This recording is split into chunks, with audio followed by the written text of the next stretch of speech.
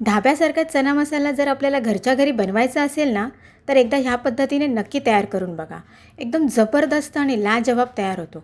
नमस्कार मंडळी, मी शुभा तुम्हा सर्वांचे शुभाच किचनमध्ये स्वागत करते. आजची आपली रेसिपी आहे चना मसाला. ह्या चना मसाल्यासोबत ना जर तुम्ही भटुरा पुरी खाल्ली ना तर एकदम भन्नाट असे लागते. चना मसाल्यासाठी लागणारे साहित्य डिस्क्रिप्शन बॉक्समध्ये तुम्हाला पाहायला मिळेल.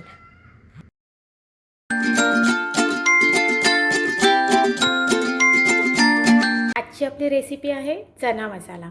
त्यासाठी लागणारे साहित्य आहे, हे मी चणे उकडून घेतलेत, कांदा टोमॅटो आणि एकच हिरवी मिरची. ह्याची मी तशी दरदरीत अशी पेस्ट करून घेतली आहे. एकदम पातळ पण नाही केली आहे आणि जास्त घट्टही नाही केली आहे.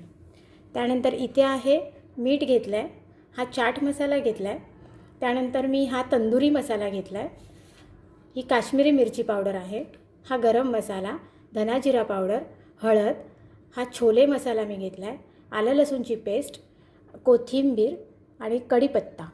ठीक आहे, आता बघूया कृती. इथे मी कढई गरम करून घेतली आहे, त्यामध्ये तेल घालून घेऊया. ह्या रेसिपीला थोडं तेल जास्त लागतं. आता यामध्ये आपण कढीपत्ता घालूया, आलं लसूणची पेस्ट,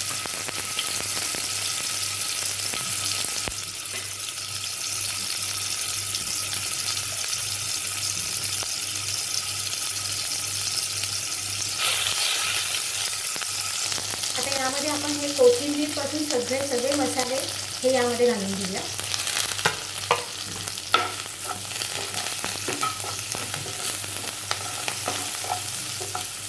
पाठोपाठ लगेच आपण ही टोमॅटो आणि कांद्याची पेस्ट घालूया आणि व्यवस्थित परतून घेऊया.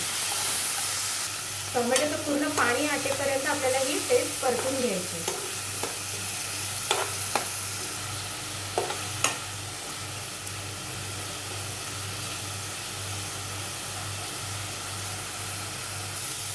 हे बघा, टोमॅटो आणि कांद्याची पेस्ट पूर्ण पाणी त्यातलं सुटलं आहे.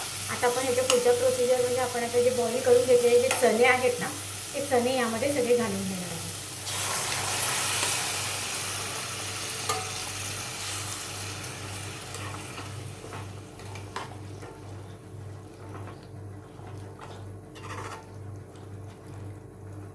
आता यामध्ये ॲडिशनल म्हणून आपण जे पाणी आपण कांदा टोमॅटोची पेस्ट बनवतो ते मिक्सरमध्ये पाणी, पण त्यामध्ये पण मी गरम पाणी वापरलं आहे हां, ते धुण्यासाठी पण.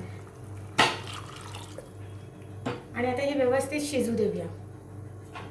एक 15 मिनटं तरी लागतात शिजायला. झाकण लावून ठेवून देऊया 15 मिनटासाठी.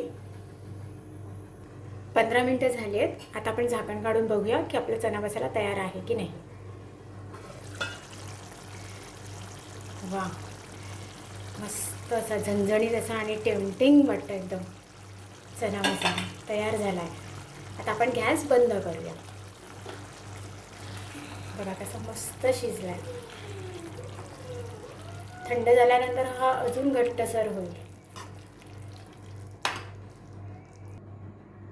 आपला चना मसाला तयार आहे, तो पण झटपट आणि कमी साहित्यामध्ये हॉटेलसारखा फील देणारा.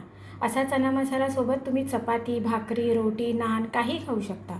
तुम्हीसुद्धा असा चना मसाला घरच्या घरी करून बघा आणि मला कमेंट करून सांगा. आणि माझी रेसिपी जर तुम्हाला आवडली असेल तर तिला लाईक करा, शेअर करा आणि माझ्या चॅनलला सबस्क्राईब पण करा.